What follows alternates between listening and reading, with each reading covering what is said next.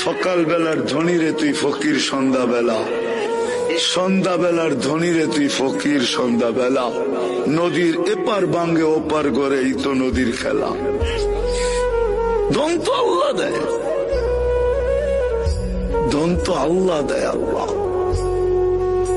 যাক, যেটা বুঝাইতেছিলাম, যেটা বুঝাইতেছিলাম, চোখের পানি 24 ঘন্টায় থামে নাই যতদিন জীবিত ছিল আমাদের জন্য।